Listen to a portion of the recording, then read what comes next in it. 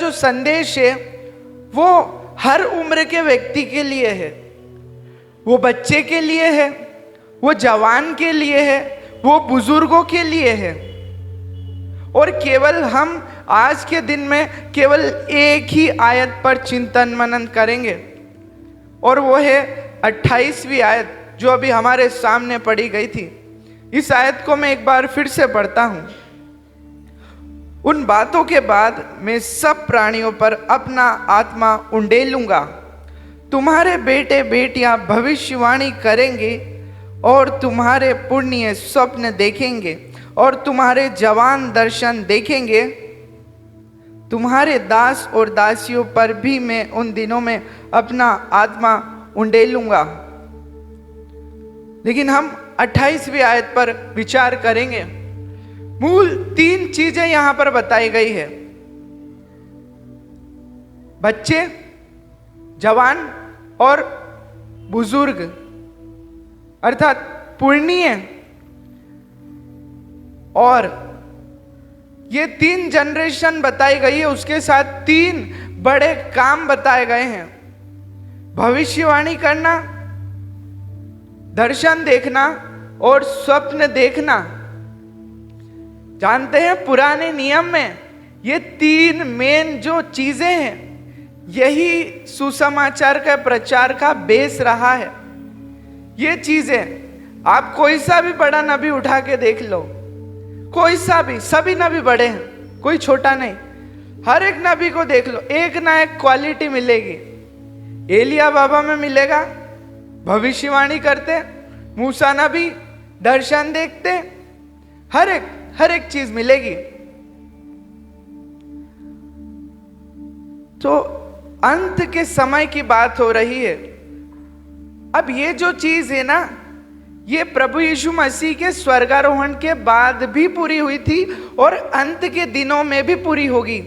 अभी हमने 31 और 32वीं आयत को देखा होगा कि सूरज, चांद, सितारों में जो चिन्ह होंगे वो आने वाले समय में जब प्रभु यीशु मसीह का द्वितीय आगमन होगा उस टाइम पे ये चिन्ह दिखाई देंगे।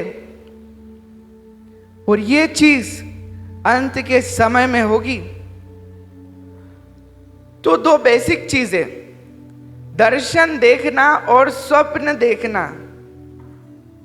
बहुत सारे लोग इसको एक समझते हैं। हाँ, दर्शन में भी परमेश्वर का वचन आया, स्वप्न में भी परमेश्वर का वचन आया। यदि अगर दर्शन और स्वप्न को एक लाइन में डिफाइन करना हो तो जो यूसुफ ने देखा वो स्वप्न था, और मरियम के पास जब स्वर्गदूत आया तो वो दर्शन था। समझ रहे हैं? इसको और अच्छी तरीके से समझते हैं। जो यूसुफ ने देखा वो स्वप्न था, जो मरियम ने पाया वो दर्शन था। साफ लिखा हुआ है स्वप्न दर्शन। लूका अध्याय 1-2, मत्ती अध्याय 1-2 पढ़ सकते हो। अब बाइबल के कुछ महान लोग जिन्होंने स्वप्न को देखा, अब्राहम, इसाक, याकूब, और याकूब का नाम बदल करके परमेश्वर ने इज़राइल रख दिया। वही वाले याकूब ने जब वे अपने मामा लाबान के घर जा रहे थे तो एक जगह पर वो रुकते हैं, और उस जगह पर जब वो रुकते हैं तो वहां पर एक पत्थर को लेकर के उसका तकिया बनाते हैं। और रात में उन्होंने स्वप्न देखा कि एक सीढ़ी है उस जगह पर, और उस सीढ़ी पर स्वर्गदूत उतरते और चढ़ते हैं, और उस सीढ़ी के सबसे ऊपर सर्वशक्तिमान परमेश्वर है। ये याकूब ने दर्शन देखा था। और याकूब के बाद नबूकदनेस्सर ने भी स्वप्न देखा। बाइबल के और भी बहुत सारे लोग थे। नबूकदनेस्सर ने क्या स्वप्न देखा? कई जीव आए उनके सपने में। दानियल ने दर्शन देखा। नबूकदनेस्सर ने जो स्वप्न देखा था उसमें फ्यूचर में होने वाली घटनाओं को नबूकदनेस्सर ने देखा था। पतरस ने भी एक स्वप्न देखा था जब वो याफा में थे। याफा में, शायद मैं सही हूं तो याफा में एक जगह पर थे, शायद वो चमड़े का धंधा करने वाला व्यक्ति था, उसके घर पे थे। उसकी छत पे उन्होंने दर्शन देखा। ये दर्शन की श्रेणी थी, स्वप्नों की श्रेणी थी। और जिन लोगों ने दर्शन देखा उनमें से मैं एक ही किस्सा उठाता हूं। शिमशोन के माता पिता ने दर्शन देखा था। शिमशोन के माता पिता ने क्या दर्शन देखा था?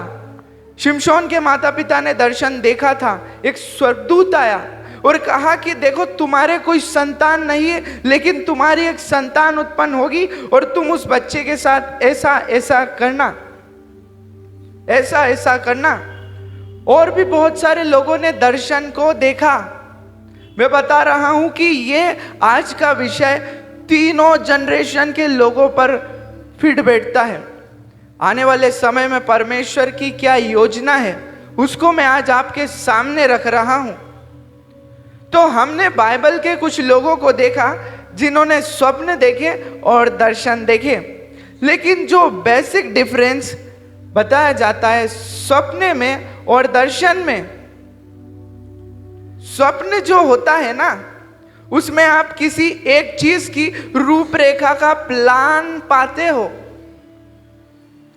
आप जो व्यक्ति स्वप्न में दर्शन देखता है, स्वप्न में दर्शन मतलब कि जो व्यक्ति स्वप्न देखता है उस पर परमेश्वर अपनी बात को पहुंचाते हैं, तो वो उस बात को सुनता है, सिर्फ सुनता है।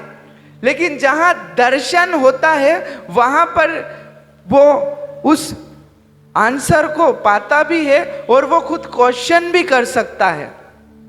जब मरियम के पास स्वर्गदूत आया, जिब्राइल स्वर्गदूत दर्शन देने के लिए, सबसे पहले कहा आनंद और जय तेरी हो जिस पर ईश्वर का अनुग्रह हो, और सारी बात कह दी।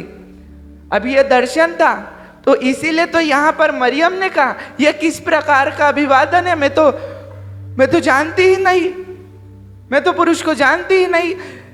सपने में सिंगल वे ऑफ टॉकिंग होता है, सिर्फ आप सुन रहे हो, सिर्फ सुन रहे हो। लेकिन दर्शन में जिन लोगों ने दर्शन पाया है वे फ्यूचर में होने वाली अपनी उस घटना के पात्र होते हैं। शिमशोन के माता पिता वे उस दर्शन के पात्र हुए।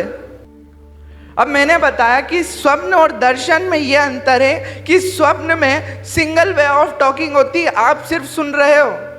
स्वर्गदूत ने यूसुफ को बोला स्वप्न में आकर के, देख जो बालक को मरवाने वाले थे वे अब नहीं रहे, तो वो रात ही को उठ वहां चले गया। देख हेरोदेस इस बालक को ढूंढने पर है कि मरवा डाले, तो वो वहां से आपको मौका नहीं मिला।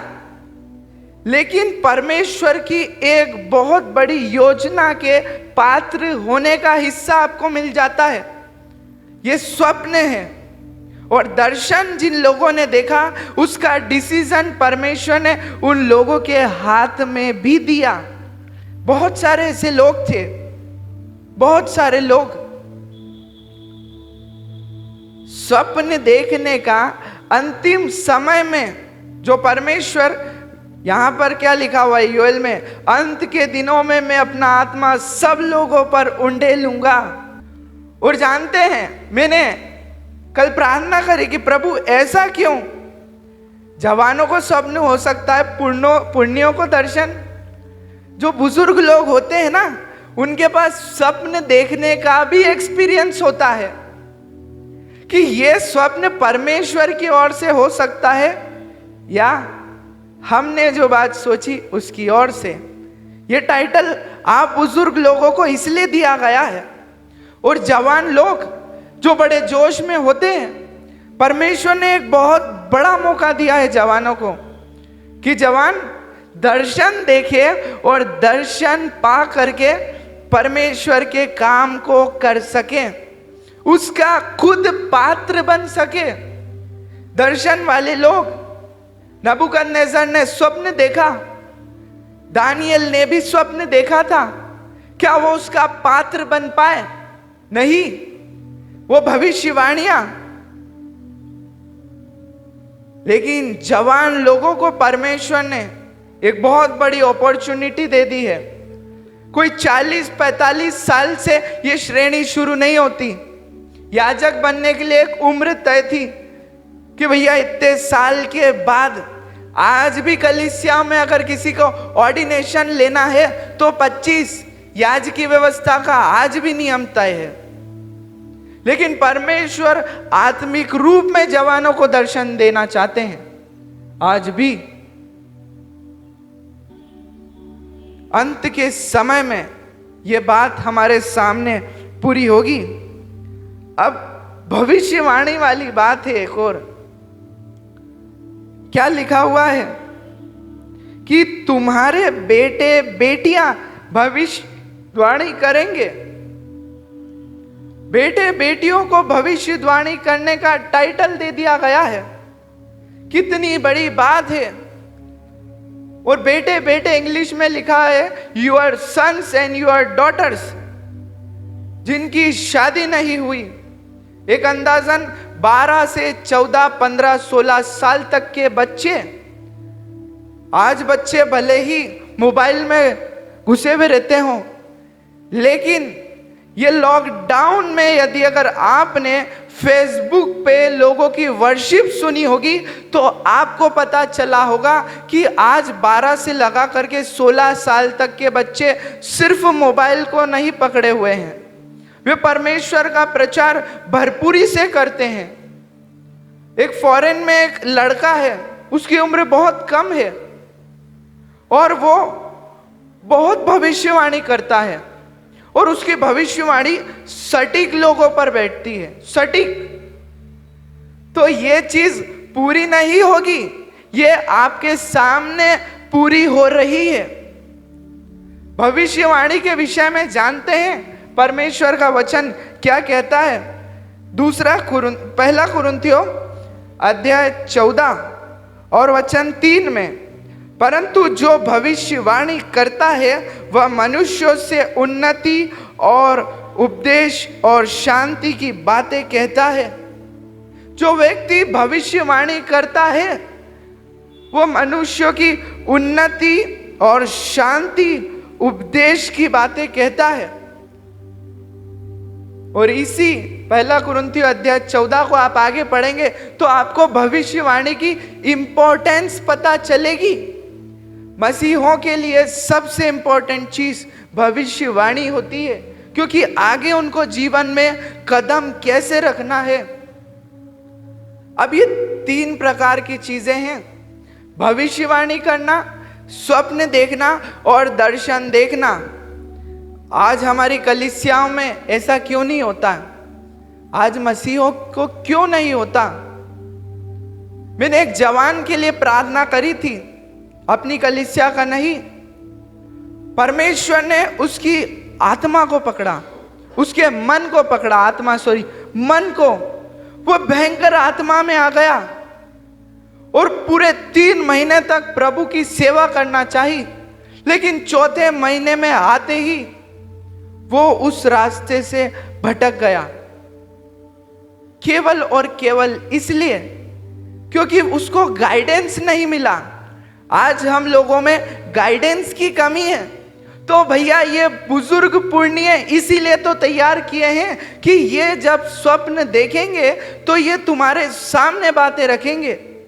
ये जवानों को मैं बोल रहा हूं कि जवान लोग जब ये पुण्य स्वप्न देखेंगे तब आपको बताएंगे, और आप जब परमेश्वर के दर्शन में चलोगे तो वास्तविकता में इसके अनुसार सेवकाई करने लगोगे। अभी तक जो लोग हैं जो आगे चाहते हैं कि हम इस चीज को अपने जीवन में करें, अर्थात हम ऐसे ही नहीं मरना चाहते हैं। प्रभु अब हम चाहते हैं कि हम आपकी सेवा करें। मैं जवान हूं तो प्रभु मैं चाहता हूं कि आप ये जो बाइबल में लिखा है इसे मेरे जीवन में करें। प्रभु मैंने अभी तक अपनी जिंदगी में आपके अनुग्रह को देखा है। बुजुर्ग लोग जिन्होंने अपनी एक लंबी उम्र को काटा, अगर आप सोचते हैं कि अभी परमेश्वर आपके जीवन में काम करे, तो बिल्कुल तैयार।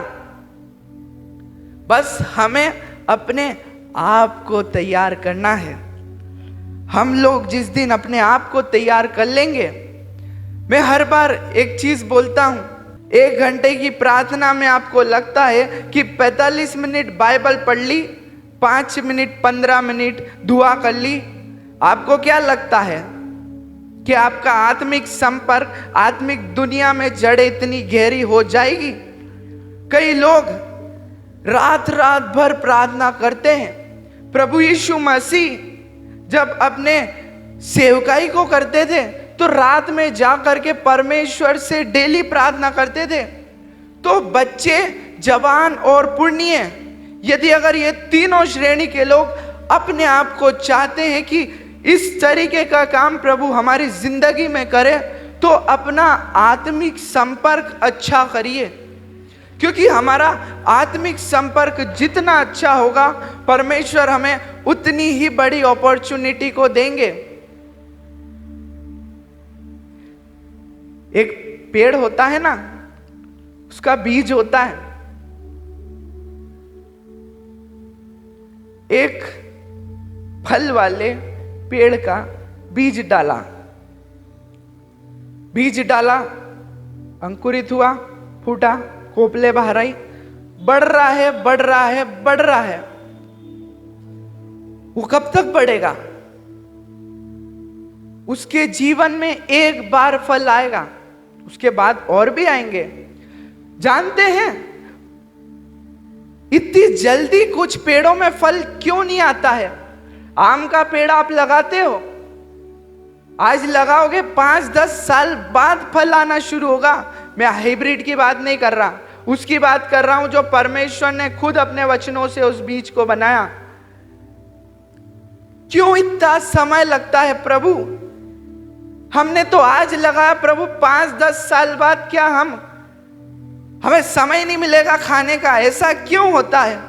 परमेश्वर का वचन बताता है कि वो इसलिए क्योंकि जब उसका फल आएगा, अभी तो पेड़ छोटा है, आम का फल कितना भारी होता है पता है? 1-1 किलो के आम होते हैं। एक पतली सी डंडी वाला, पतले से तने वाले पेड़ में जब 1 किलो का आम आएगा, क्या संभाल पाएगा? आज पेड़ झुक क्यों जाते हैं? बहुत सारे पेड़ इसीलिए झुक जाते हैं क्योंकि हाइब्रिड वाले में फल जल्दी आने लग जाते हैं। उसकी शाखाएं, उसका तना इतना सक्षम नहीं हो पाता। और जैसे जैसे पेड़ बढ़ता जाता है, पहले 10 फल आए थे, फिर 50 आएंगे, फिर 150 आएंगे, फिर 200, 250, फिर एक टाइम आप गिनती भी नहीं कर पाओगे। ऐसा ही परमेश्वर के राज्य का काम है। आज जवान लोग सेवकाई में आगे आते हैं, लेकिन ज्यादा देर अपने पांवों को संभाल क्यों नहीं पाते? क्योंकि जब उनकी जिंदगी में फल लगने लग जाता है, वो उस चीज को संभाल नहीं पाते। और बहुत सारे लोग सोचते हैं प्रभु मैं चाहता हूं कि मैं इतने बड़े बड़े काम करूं। अरे तो अपना तना भी तो इतना मजबूत होना चाहिए। दुष्टता की आत्मिक सेना, आपको क्या लगता है स्वर्गदूत ही सपने में आते हैं? हाँ, शैतान भी आ करके। तो प्रकाशनों की कमी जब व्यक्ति महसूस करता है, उसके बाद वो अपने कदमों को पीछे लेना चालू कर देता है।